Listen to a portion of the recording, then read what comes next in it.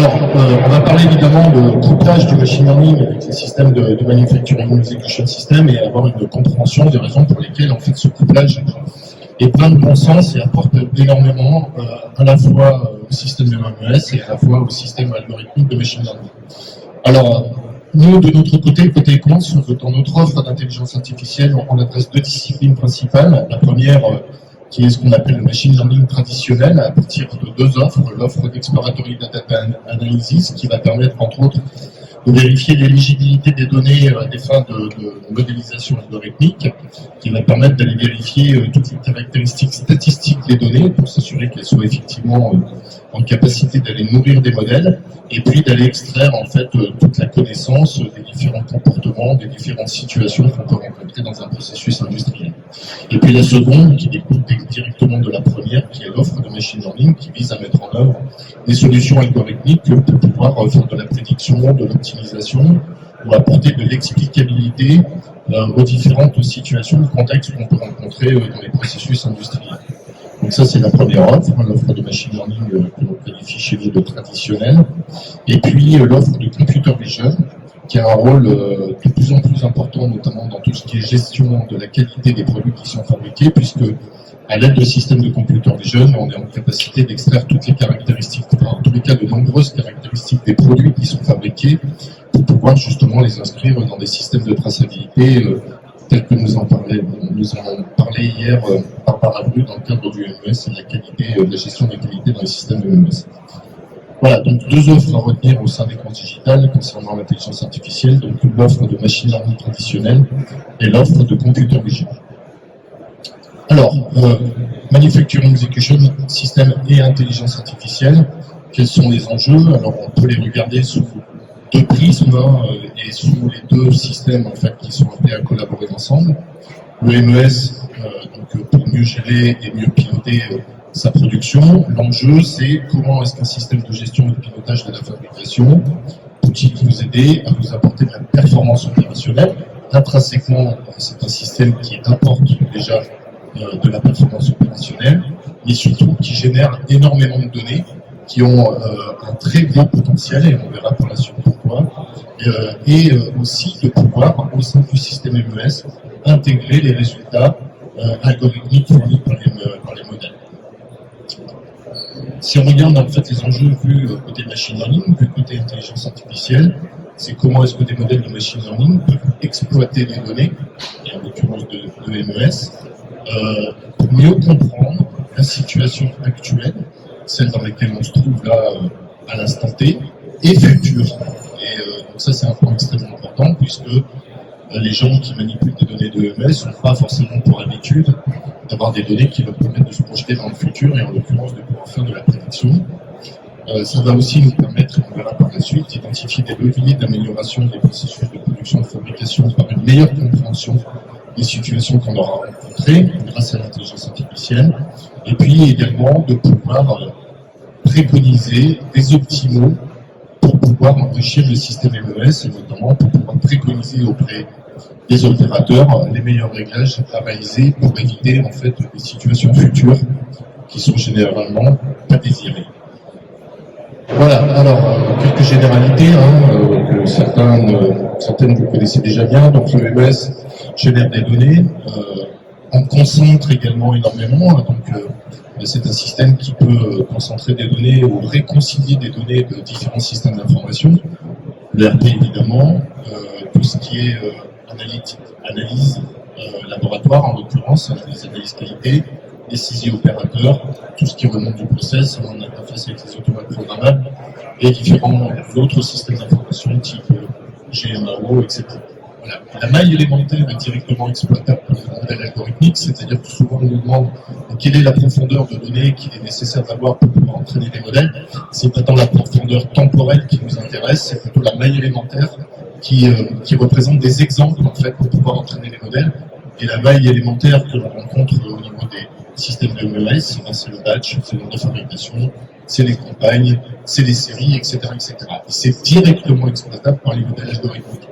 Donc ça, c'est un point qui est extrêmement important et vraiment très appréciable d'avoir cette maille élémentaire de départ instanciée par les systèmes de MES. On a, et ça c'est je pense le point clé du couplage de ces deux mondes, besoin pour pouvoir exploiter les données, de les contextualiser. Si vous prenez un historien classique et vous historisez à plat, on va dire, l'ensemble de vos informations que vous donnez au niveau de la production, c'est toujours un plus, c'est toujours bien évidemment pour entraîner des modèles. Et si en plus on les contextualise, c'est-à-dire qu'on précise quelles sont les séries sur lesquelles on travaille, quelle est la nomenclature, quels sont les produits sur lesquels on travaille, leurs catégories, etc. Et ben, on apporte de l'information complémentaire au modèle algorithmique pour éviter en fait d'entraîner dans les entraînements des biais et surtout pour avoir des résultats qui sont beaucoup plus probants à l'instant où on se trouve au moment de la fabrication. Donc ça, c'est un point fondamental. Le MES apporte au modèle algorithmique de machine learning du contexte absolument nécessaire pour pouvoir espérer avoir de très bonnes performances. L'autre point, c'est que le MES, généralement, détient des données, mais elles sont déjà structurées et organisées en différents domaines. Les domaines de la qualité, les domaines des équipements, etc. Tout ça, on va le retrouver de façon très organisée dans le système de MES et ça permet de pouvoir aller chercher les données directement à l'endroit où on souhaite apporter de l'amélioration au niveau de la fabrication et de la production. Voilà. Et puis l'autre point, c'est que le MES, généralement, c'est des interfaces graphiques en fait directement exploitables par les gens de la production et donc de pouvoir apporter des informations facilement dans les interfaces graphiques auprès des opérateurs qui sont issus directement des résultats algorithmiques, et bien ça aussi c'est quelque chose de très appréciable. C'est pas un système qui tombe dans son coin sur lequel il est nécessaire d'aller basculer pour avoir les informations. Le MES va permettre directement d'exploiter ces données algorithmiques de machine learning dans les IHM de façon assez générale. Alors, évidemment, le MES historise des données, donc ça nous intéresse particulièrement puisque c'est ce qui va venir nourrir les modèles algorithmiques. Qu'est-ce qu'on va pouvoir faire de ces données historiques? On va pouvoir déjà commencer par faire des analyses statistiques assez poussées de ces données pour, en l'occurrence, avoir une meilleure compréhension des situations, des contextes, des événements qui se sont produits antérieurement. Et surtout de pouvoir en avoir une pleine compréhension. C'est-à-dire quels sont les leviers qui ont permis de se retrouver dans ces situations, dans ces contextes durant la fabrication. Donc on va mettre évidemment en évidence tous les contributeurs à une situation ou un événement qui s'est passé pour avoir là aussi une parfaite cartographie de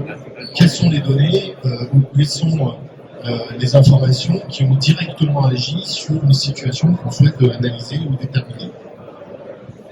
Ça va nous permettre aussi de vérifier que toutes les données d'intérêt, le jeu de données qui va nous intéresser, est complètement éligible à la modélisation algorithmique. Il faut savoir qu'on ne travaille jamais au niveau algorithmique avec des données brutes, ça ne fonctionne pas. On est obligé de passer par différentes étapes de préparation, d'analyse statistique de ces données, de vérification de leur distribution, de leur qualité. Alors les données aberrantes évidemment, les données manquantes aussi, mais pas que. Il y a pas mal de caractéristiques statistiques qu'il est nécessaire de vérifier avant de les rendre éligibles en fait, à la modélisation algorithmique, et donc on va le faire à travers ces données historiques qui sont fournies par le système de MES. Je vais passer sur la partie Features Engineering, qui est aussi là quelque chose d'intéressant, justement, qui va permettre en fait particulièrement de réduire l'espace dimensionnel dans lequel on va travailler, mais ce qui est surtout de créer de nouveaux indicateurs à fournir en modèle algorithmique. Et c'est là où le MES a un intérêt quand même très important, c'est que si on ne détient pas des informations contextuelles qui vont permettre au modèle d'avoir de meilleurs résultats, il va falloir qu'on le crée, qu'on crée ces informations, et donc généralement ça se fait, c'est assez chronophage, avec les experts métiers pour isoler dans toutes les données historiques que l'on a les moments qui nous intéressent et de pouvoir en fait les caractériser et apporter en fait du contexte à ces données. Mais si le MES va apporter directement ces informations contextuelles, et ça c'est un gros intérêt, plutôt que de devoir avec les experts métiers regarder les données ensemble et isoler en fait vraiment ce qui nous intéresse particulièrement.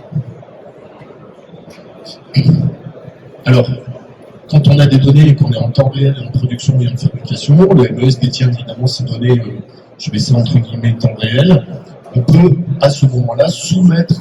les informations qui sont en cours au modèle algorithmique. Donc là, on va demander au modèle de faire son travail, c'est-à-dire qu'il a construit sa connaissance à partir des données historiques à travers ses entraînements. Et là, on va lui demander de faire le boulot, c'est-à-dire de lui soumettre des données que l'on a actuellement qui sont en cours pour que le modèle fasse son travail d'inférence et nous restitue directement les résultats. Voilà. Donc, rien de spécial, là, c'est quand même principalement de l'interopérabilité entre le modèle entraîné et le système de MS. Il faut juste avoir conscience que pour faire son travail, on lui soumet des nouvelles données, des données actuelles pour déterminer une situation, un comportement, des niveaux de qualité, etc., qui seront certainement futurs. Et puis, effectivement, le modèle algorithmique donc, va restituer des résultats, alors, des probabilités de quantité de rebuts futurs, les probabilités de défaillance d'un équipement ou d'une machine ou d'une opération de fabrication. Bref, le modèle algorithmique va fournir ces résultats au système de MES qui lui-même va les restituer sous forme d'interface graphique directement aux opérateurs pour qu'ils puissent savoir ces informations et prendre des bonnes décisions, et aussi qui risque certainement d'être historisé pour plusieurs raisons, parce que le modèle algorithmique va vivre dans le temps et on a besoin d'historiser ces résultats pour pouvoir vérifier d'abord la pertinence de ce qu'il nous annonce, et puis secondo, de pouvoir éventuellement le réentraîner. Alors on va passer à des cas un peu concrets. Donc là, on est dans un processus de fabrication plutôt continu, on va dire, avec différentes opérations de fabrication, donc une phase de préparation de mélange, une phase de chauffe, on va dire, et puis une phase de coulée d'un produit séculaire, hein, pour être tout à fait clair. Donc l'ensemble de la ligne est piloté par un système de MES, et on a à l'opération 3, au moment de la coulée, un phénomène aléatoire de bulles dans le produit qui apparaît, qui fait que le produit, il va falloir le jeter, malheureusement, parce qu'il ne répond pas aux caractéristiques de qualité qui sont attendues. Donc l'objectif, c'est par entraînement d'un modèle algorithmique, de faire la prédiction et d'indiquer les probabilités d'apparition du phénomène depuis le démarrage de la phase 1, durant la phase 2, et également au tout début de la phase de formule. Donc ça, c'est le premier rôle qu'on va demander à l'intelligence artificielle, de se projeter au regard de ce qu'il est en train de vivre. On vient venir lui soumettre les données actuelles, et à partir de l'historique sur lequel il aura bâti son apprentissage et ses connaissances, de nous dire quelles sont les probabilités pour qu'on ait ce phénomène qui apparaisse. La deuxième chose, c'est que si le modèle en fait nous prédit correctement l'apparition du phénomène, on va lui demander, on va mettre en place des méthodes qui vont nous permettre de rentrer dans le raisonnement du modèle pour pouvoir extraire en fait les principaux facteurs contributifs à la prédiction et le résultat qu'il nous annonce, pour avoir une pleine compréhension des raisons pour lesquelles le modèle algorithmique nous annonce l'apparition de ce phénomène. C'est un point qui est extrêmement important dans le domaine industriel, parce que les gens de l'industrie sont des gens qui sont extrêmement pragmatiques, c'est pas moi qui vais vous l'apprendre, et donc du coup, se baser sur des résultats probabilistes sans avoir des explications des raisons pour lesquelles ils sont là et ils ont ces valeurs-là, les industriels ont une confiance assez limitée dans les systèmes probabilistes, et donc du coup, on a besoin de leur apporter les raisons pour lesquelles, en fait, on détermine ce résultat, et c'est le but de l'explicabilité, qui est un point extrêmement important dans le domaine industriel vis-à-vis de l'intelligence artificielle. Voilà. Donc les quelques informations que l'on détient, qui sont issues directement du MES et dont on se sert pour pouvoir prédire correctement le phénomène, c'est les ordres de fabrication, c'est le type de produit, la référence, les gammes, les opérations, les dates et heures à laquelle elles ont été lancées, surtout pour des questions de durée, de temporalité des opérations, c'est une information importante sur la qualité du produit. Les données de laboratoire, parce qu'il y a des échantillonnages qui sont aussi également importants, les données de process, évidemment, les réglages, etc. Et puis les déclarations de défauts qui sont importantes, puisque le laboratoire fait l'analyse du produit et nous dit si effectivement le produit est bon et pas bon, et si le phénomène en fait d'apparition des bulles est apparu ou pas. Autre exemple, là on est plutôt dans le domaine de l'équipementier automobile, donc de l'injection de pièces. En fait, entre l'opération 2 et l'opération 3, il y a une opération d'analyse laboratoire, et entre-temps, les produits sont stockés, et on attend l'analyse laboratoire, en fait, pour pouvoir déverrouiller le stock et passer à l'étape suivante, sachant que ça pénalise fortement le temps de gamme, et donc le client souhaite que l'on prédise les résultats d'analyse labo. Donc,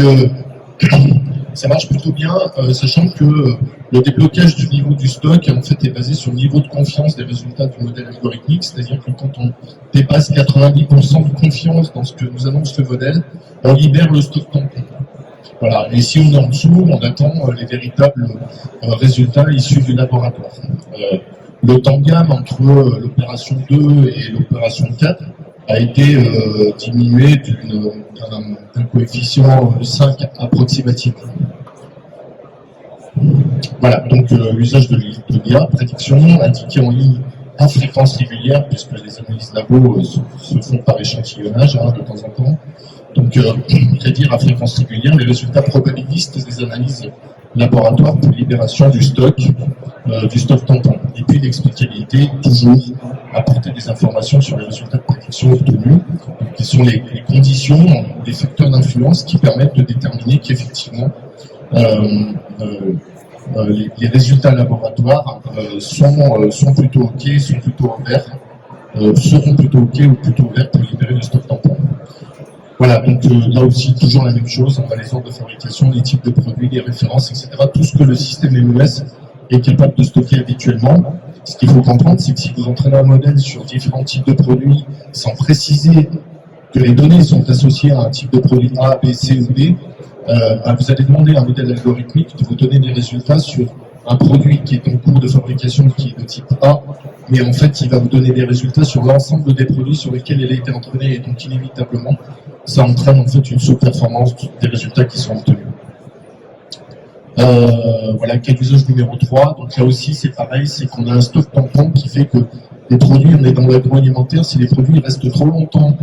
en stock tampon, ils vont se dégrader. Et une des raisons pour lesquelles ils peuvent rester trop longtemps en stock tampon, c'est parce que la partie packaging est arrêtée. Et donc là, le but, c'est de prédire en fait les probabilités que la partie packaging soit arrêtée pour pouvoir alerter les opérateurs et faire le nécessaire sur les produits pour les mettre temporairement dans une autre zone pour pouvoir les conserver, ou alors de pouvoir agir directement sur le packaging et le libérer très rapidement pour pouvoir éviter que les produits se dégradent en stock tampon. Donc prédire des anomalies, arrêt de la partie packaging pour intervenir en amont et éviter que les produits s'accumulent et restent trop longtemps en stock, ce qui risque de les dégrader évidemment. Voilà. Alors je vais en terminer avec le fameux Golden Batch dont tout le monde parle. Donc le MES structure et génère des données selon différentes règles et principes qui sont les suivantes. On a la distinction entre le contrôle des équipements et le contrôle des recettes, description, suivi, traçabilité des transformations de matière tout au long du processus et en l'occurrence du batch, description, suivi, traçabilité de l'affectation et fonctionnement des équipements tout au long du processus. Donc on a un ensemble de données qui sont fournies par les processus batch selon la norme S88 qui s'inscrivent en fait dans des données qui sont absolument importantes pour les systèmes de MES pour avoir une pleine compréhension de ce qui est en train de se passer au niveau des batchs. Donc forcément on a des données historiques et à partir de ces données historiques on va pouvoir déterminer de façon claire quels sont les paramètres et quelles sont les mesures que l'on a pu faire qui ont amené à avoir un batch absolument idéal. Et donc on va baser notre entraînement de modèles algorithmiques sur ces données historiques en lui précisant en fait le niveau de qualité des batchs que l'on a obtenus. Sachant que quand un batch se déroule, on vient soumettre en fait les données au modèle algorithmique, donc durant la phase de batch, pour savoir en fait si oui ou non on va avoir un batch idéal, et si on ne va pas avoir un batch idéal, là aussi on va faire appel à l'explicabilité pour essayer d'avoir une compréhension des raisons pour lesquelles on ne va pas avoir un batch idéal, et éventuellement, donc on est en train d'y travailler, apporter du prescriptif, c'est-à-dire de dire aux opérateurs en fait sur quoi ils doivent agir pour pouvoir en fait s'assurer d'avoir le batch, les résultats qualité du batch absolument idéal. Voilà, donc ça c'est vraiment un point important, d'être en capacité d'identifier de façon claire quelles sont les conditions qui ont permis d'avoir en fait un niveau de batch absolument idéal, et quand on est en production et en fabrication, de pouvoir le vérifier de temps en temps et de pouvoir indiquer aux opérateurs si oui ou non on sera bon en qualité au niveau du batch, et si on ne le sera pas, les raisons pour lesquelles on ne le sera pas et les leviers sur lesquels il faut agir pour pouvoir y être. Voilà, je conclus. Quand les systèmes de manufacturing execution system sont des concentrateurs de données d'influence et de résultats qui reflètent la performance de la production, bon, bah ça, tout le monde le sait plus ou moins. Par contre, le coupler avec des solutions d'intelligence artificielle, ça va démultiplier leur valeur ajoutée et va apporter une multitude d'avantages et en particulier des avantages sur la structuration et l'organisation des données nécessaires à l'entraînement du modèle. La contextualisation, un point extrêmement important, je le répète, le MES contextualise les données. Si le MES ne le fait pas, il va falloir certainement le faire avec les experts métiers, ce qui est un travail absolument chronophage et absolument nécessaire, mais surtout chronophage. Et le MES va permettre en fait de raccourcir de façon conséquente l'extraction des données d'intérêt en fait pour un modèle de machine learning. Optimisation des processus, donc l'IA va permettre d'analyser des données historiques en temps réel pour pouvoir identifier les inefficacités et optimiser les processus de production. Il va en résulter évidemment un meilleur pilotage du process et une optimisation des ressources qui sont consommées durant la production. Ça va permettre de pouvoir prendre des décisions plus éclairées parce que le système de machine learning va nous apporter des informations qu'on n'avait pas jusqu'à présent, et notamment des informations sur ce qui risque de se passer dans le futur, sachant qu'apporter de l'explicabilité, je l'ai déjà dit et redit, mais je le répète encore, l'explicabilité dans le domaine de l'intelligence artificielle appliquée à la production et à la fabrication est absolument indispensable pour justement apporter des éclairages aux opérateurs. Et puis au final, l'amélioration de la qualité, donc le suivi en temps réel et l'analyse des données permettent de rester sur des caractéristiques de qualité qui sont souhaitées et de détecter extrêmement rapidement les anomalies que l'on risque de rencontrer, justement pour les prévenir et éviter d'éventuels problèmes majeurs. En conclusion, la combinaison des systèmes de MES et de l'IA représente, à mon sens et au sens des comptes digitales, une avancée majeure pour les entreprises industrielles qui va leur permettre de gagner en productivité et en maîtrise de leurs procédés grâce à ce fameux couplage système de MES et d'intelligence artificielle.